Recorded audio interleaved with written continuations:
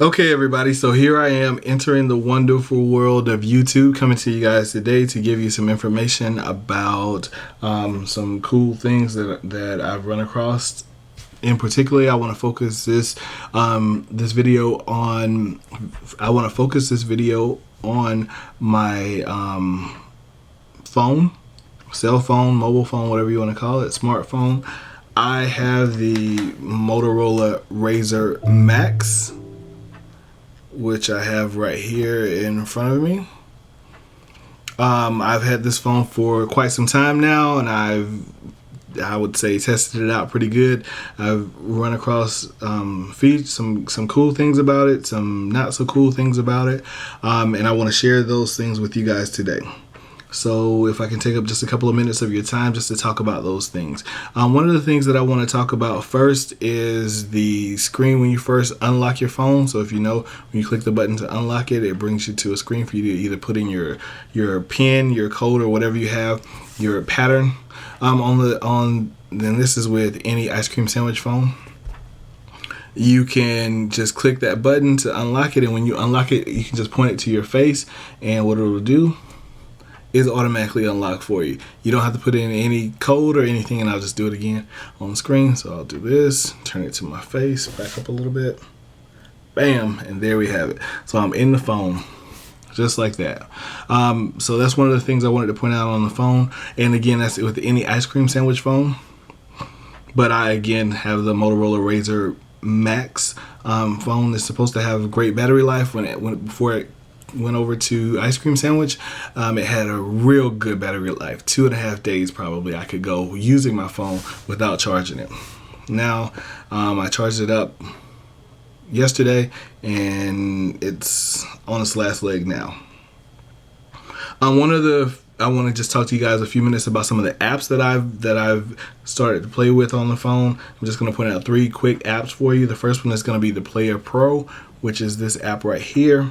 What this is going to allow you to do is play your music. You don't have to use the stock Motorola or stock Android player if you don't want to. You can come into this Player Pro, and as you can see, when I come into it and I look at my albums, you can see that I have a list of all of my albums right here on the cover. So if I wanted to go into any one of these, I can just click on it. It takes me in there, and then just click on that, and just like that, I'm playing the song. So let's just come out of that. So that's one of them. One of the things I like about this app so much is that I have folders. So I can go into my folders. So instead of me having a playlist, I can just go into my folders, and I can play the music that I want from within there.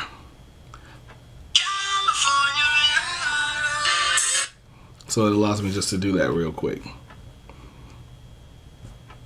instead of me having a playlist. Because what I've noticed from going from device to device, if I take my memory card out, for some reason, I don't know if I'm not doing something right, but it loses my playlist. So that's just one of the apps I want to point out. So again, that was the Player Pro. And there's a free version of it. There's also a paid version of it in the marketplace. Or I'm sorry, the Play Store, not the marketplace anymore. So the second app that I want to point out to you guys is XBMC. XBMC is now available on Android devices. You can get this app. I'm not sure if it's in the market or the Play Store yet, but you can just type in Google XBMC for Android, and you can see all the information about it and download it from there, which is what I did. But the cool thing about XBMC, what it allows you to do is just be able to go in and stream music, movies, TV shows, live TV to your Android device. So if I wanted to go into this app and watch a television show, I could do that very easily just by downloading a couple of things that go along with this. You can find how XBMC works on YouTube just by typing in XBMC. There are tons, thousands, if not hundreds of thousands of videos that'll show you how XBMC works, either on your computer and also on your Android device.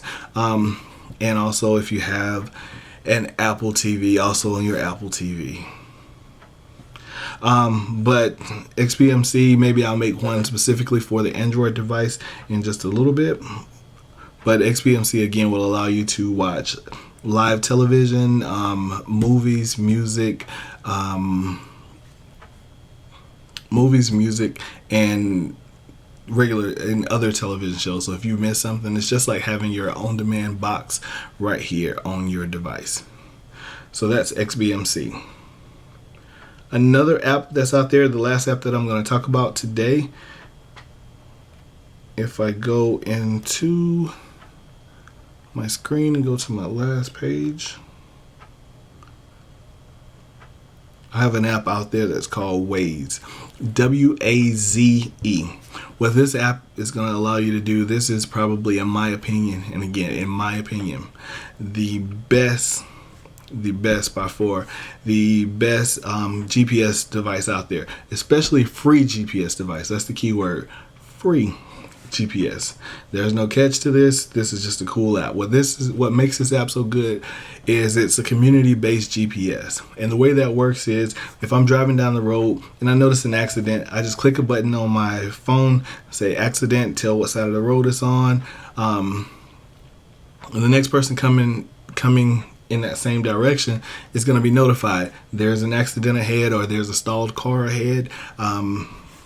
It's going to delay you 2 minutes. And it updates your travel time. So if it takes you 30 minutes to get to work, and this has you slowed down for 2 minutes, it's going to say now it's going to take you 32 minutes. So you know exactly what time you're going to be pulling in to wherever your destination is. That's one of the cool things I like about that app. That's probably the coolest thing. So it's a community-based device. So it works off of you and others notifying the app. One of the things that I thought would be a problem before I downloaded it was, I don't want to be riding down the road trying to click buttons and trying to press things, but it's very easy to do. Very easy to do. So this, again, is probably, it saved me so many trips. It gives me alternate directions when there is going to be traffic, or if there is going to be a major delay in that route. It shows me other directions. And if it knows that I'm driving down the interstate and I stop or slow down, it'll pop up on the screen. Is there something wrong? Is there traffic? Are you in the middle of something? And you can click that, so the next person again will be notified. So again, those were 3 apps that I just wanted to point out to you real quick that I found on my Razr Maxx or on my Android device that have been crucial to me enjoying this device to the fullest of its abilities. And if I have just one more minute, if I can have one more minute of your time before I depart, I just want to point out one thing that I noticed that a lot of people are not using, but to me, this is the best feature for any Android device. Just being able to hold down this button and speak into whatever you're searching for. So for example, if I wanted to call Papa John's, I don't have Papa John's number stored in my phone, but I can just call Papa John's, Atlanta, Georgia. And it's going to bring me up a list of all the Papa John's for me to call. But if I wanted to do that even more specifically, and let's say there's only one in the area, call Walmart, Lithia Springs, Georgia.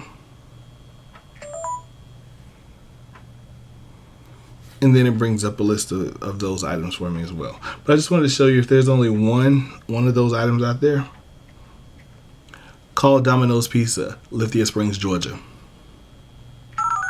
And it calls that number for you automatically without you having to do anything else. That number doesn't have to be in your phone, doesn't have to be stored on your system. You don't have to go out and search for all these places.